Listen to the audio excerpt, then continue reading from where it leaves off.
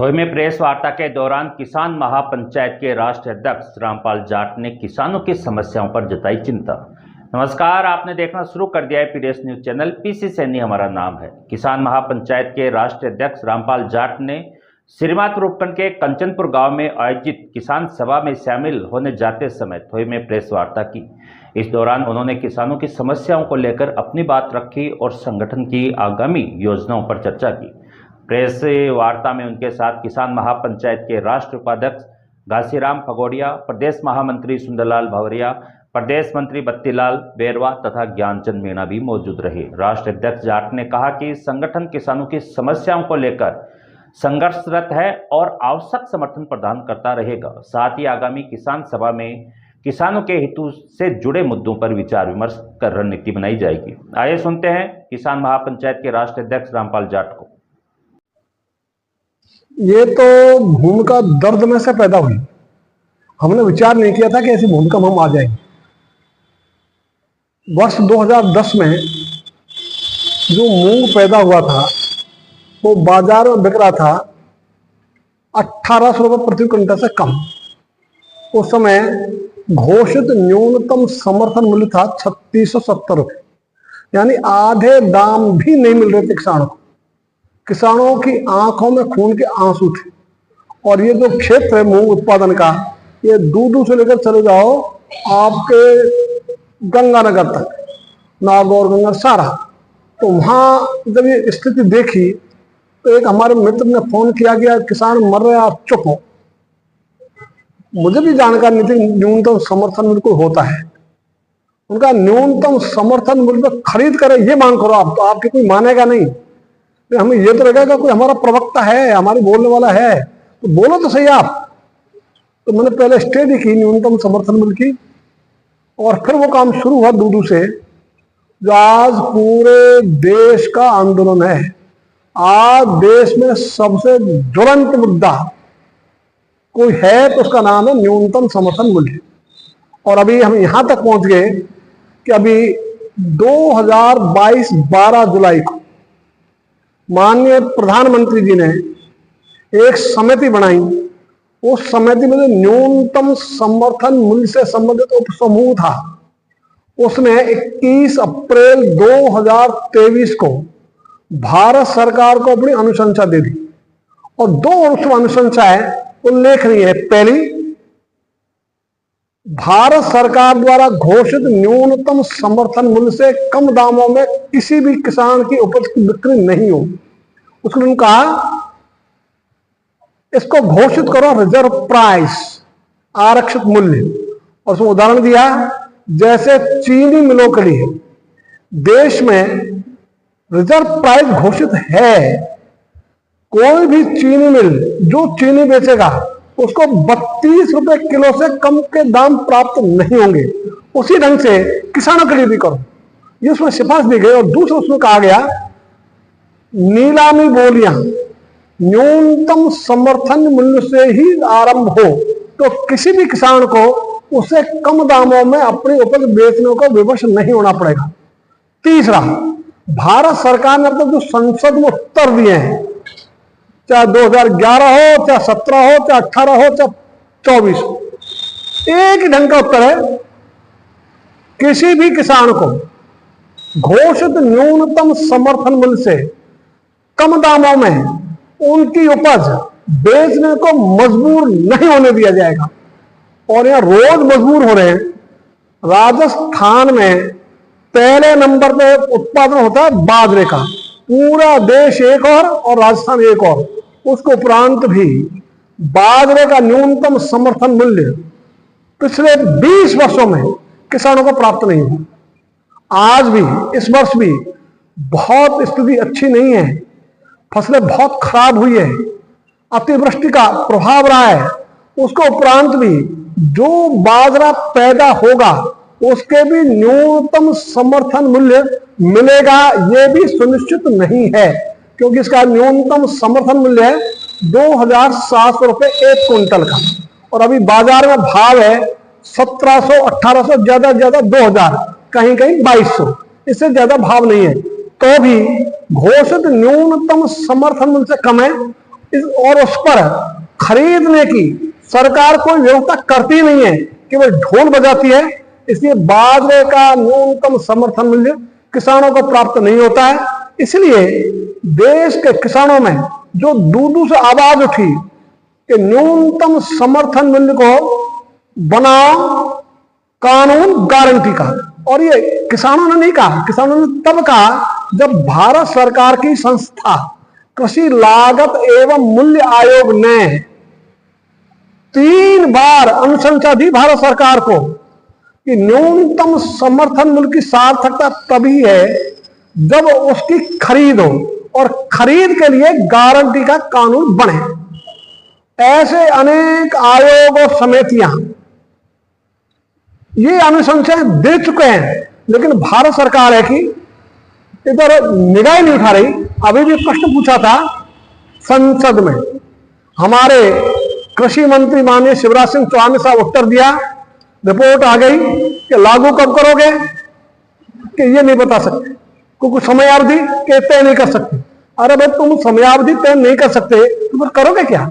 तो ये आज भी स्थिति है, जबकि हमारे प्रधानमंत्री जी ने निरंतर बोला है न्यूनतम समर्थन था, है और रहेगा। तो वो रहेगा और थार है किस काम का, जिस पे खरीद ही नहीं हो, तो ये व्यर्थ का है। तो ये केवल दिखावे की बातें हैं कि हम ये कहना चाहेंगे सरकार अपनी कथनी करनी का अंतर समाप्त करे। और राजस्थान में एक विशेष कानून है कृषि उपज मंडी का, उसमें लिखा हुआ है कोई भी उपज न्यूनतम समर्थन मूल्य से कम दामों में बिकेगी तो सरकार उसको रोक सकती है। हम इतना ही चाह रहे हैं, वहां एक शब्द अंग्रेजी का मे, हम ये कह रहे हैं कि उसको शेल कर दो SHALL, तो फिर वो वाक्य हो जाएगा रोकेगी। अभी तो रोक सकती है सरकार, फिर कहा जाएगा रोकेगी, तो रोकेगी कर दो। उसको एक शब्द को बताने को सरकार तैयार नहीं है। तो हमने ये भी कहा कि आप न्यूनतम समर्थन मूल्य से नीलामी बोली आरंभ होगी, ये उनके जो नियम में पहले लिखा हुआ है कि नीलामी द्वारा ही मूल्य निर्धारण होगा, तो ये लाइन और जोड़ दो कि ये न्यूनतम समर्थन मूल्य का आरंभ न्यूनतम समर्थन मूल्य से होगा, किंतु सरकार इसको भी करने को तैयार नहीं है। और अभी भी हम चाहेंगे, अभी हमारे मुख्यमंत्री कहते हैं, पूरी सरकार कहती है राजस्थान की, हमारे लिए किसान सर्वोच्च प्राथमिकता है, किसान पहले। तो किसान पहले तो बाजरे का दाम देता ना, बड़ी मुश्किल से तो बाजरा पैदा हुआ है, बहुत कम पैदा होगा, वो भी घाटे में बेचना पड़ेगा। इससे बुरी स्थिति क्या हो सकती है? और एक बात और कह के मैं आगे बढ़ूंगा, भारत सरकार ने भी वर्ष 2000 में किसानों को उनकी उपजों के दाम मिले, इसके लिए चिंतन मंथन शुरू किया। 17 साल बाद भारत सरकार ने एक आदर्श प्रारूप कानून का तैयार किया, उसका नाम है कृषि उपज पशुपालन विपणन संवर्धन एवं सुविधा अधिनियम 2017। उस आदर्श प्रारूप को सारे राज्यों को भेज दिया, राजस्थान में भी आया था, 2018 में आ गया सब जगह। और राजस्थान सरकार ने, मैं उनकी बड़ाई करूंगा कि 2018 में उस प्रारूप के आधार पर विधेयक तैयार कर लिया, और वो विधेयक पंत कृषि भवन जयपुर में रखा हुआ है, और वहां से विधानसभा की दूरी 1 किलोमीटर के लगभग है। 7 वर्ष हो गए, वो आलमारी से लेकर विधानसभा तक नहीं पहुंचा 7 वर्षों में। ये तो हमारी स्थिति है। और हमारा कोई भी मंत्री ऐसे बढ़ चढ़ के बोलते हैं मैं तो किसानों के लिए हुआ, तो किसानों के लिए भैया तू है तो काम तो कर, केवल भाषण में क्यों बोल रहा है? कि हमारे भाषण वीर ज्यादा है, कर्मवीर कम है। तो भाषण वीर कर्मवीर हो जाए तो काम ठीक हो जाए। तो आज हम ये भी लगातार बात कर रहे हैं कि जो खराबा हुआ है फसलों का, जहां 33% अधिक खराबा है, वहां कानून बना हुआ है 1 हेक्टर में दिए जाएंगे 8,500 रुपए। जब भूमि है सिंचित तब सिंचित तो दिए जाएंगे 17,000। बाग बगीचा उपवन है तो दिए जाएंगे 22,500। अब तक तो दिए नहीं। और इस कानून को भी बने हुए हो गए 20 वर्ष। 20 वर्ष का पहले के कानून की पालना नहीं है। क्रियान्विति नहीं है, तो हम तो ये कह रहे हैं उसकी क्रियान्विति करो भाई। और फसल बीमा योजना प्रीमियम तो सबका काटते हैं, क्लेम कितना को मिलता है? लोग जूती घिस जाती है, जूती टूट जाती है, क्लेम नहीं मिलता। ये स्थिति इनकी बीमा की है। अभी भी क्रॉप कटिंग के नाम पर ये कुछ नाटक करते हैं, उसमें पारदर्शिता नहीं है। इस कारण से आज भी जिन किसानों से प्रीमियम बैंकों के माध्यम से काटकर वसूल किया गया, उनको भी क्लेम की राशि मिल जाएगी, ये लगता नहीं। और ये सारा लाभ हो रहा है एक वर्ष में 9,500 करोड़ रुपए ये कमा रही है बीमा कंपनी। उनका जो शुरू का 5 वर्ष का हिसाब है, 5 वर्ष में भी कंपनियों को जो लाभ हुआ वो हुआ 34,861 करोड़ रुपए का। तो कंपनियां कमा रही है। इसलिए हम तो ये कह रहे हैं भाई, इस बीमा का अर्थ हो गया धन किसानों का, तंत्र सरकारों का और लाभ कंपनियों का। कंपनियां मालामाल हो रही है और किसान कंगाल हो रहा है, और सारा तंत्र काम आ रहा है सरकार का।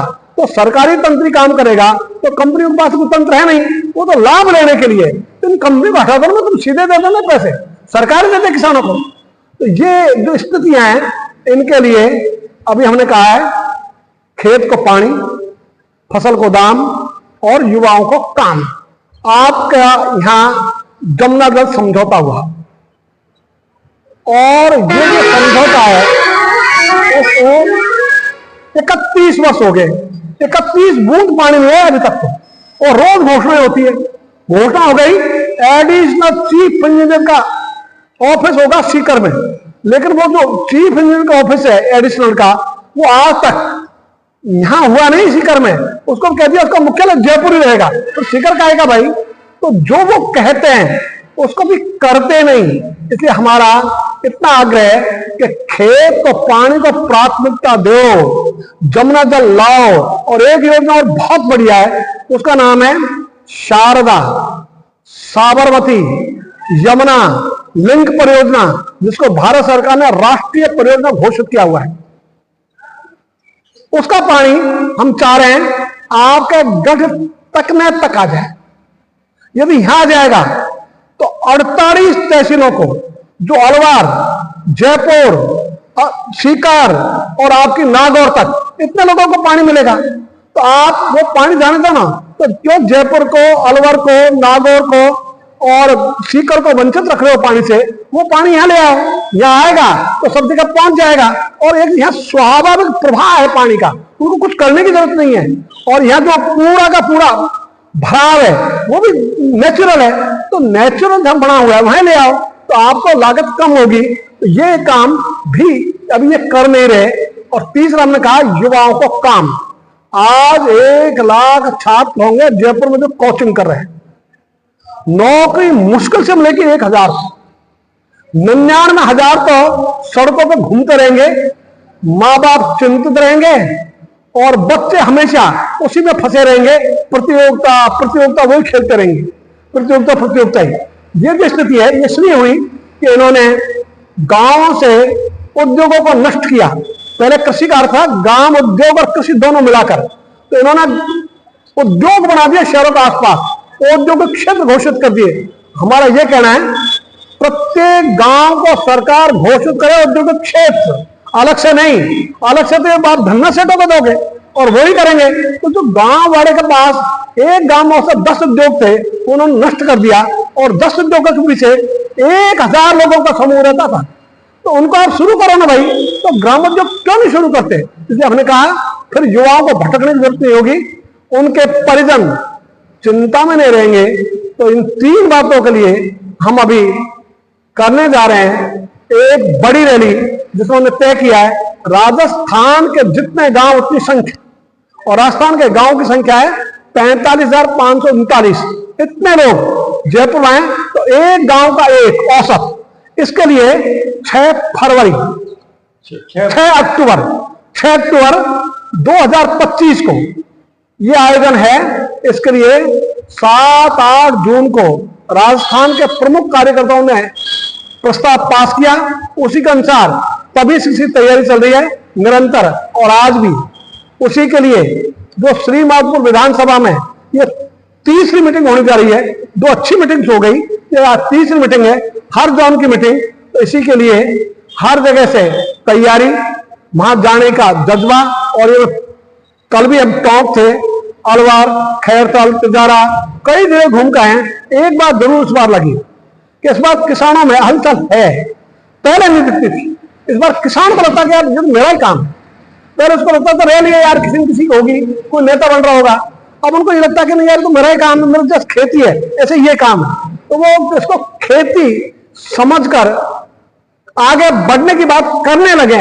इसका प्रभाव और परिणाम ये अच्छा है, इसके लिए हम सब कार्यरत हैं। और अभी परिचय करा दूं आपको, ये तो हमारे घासीराम जी फगोड़े साहब राष्ट्रीय उपाध्यक्ष हैं। सरपंच साहब को आप पहले जानते ही हो, ज्ञान जी भी जानते हो। ये हमारे प्रदेश महामंत्री है, प्रदेश मंत्री है। और बत्तीलाल जी बैरवा, ये प्रदेश मंत्री है करौली जिले के। धन्यवाद, राम राम से।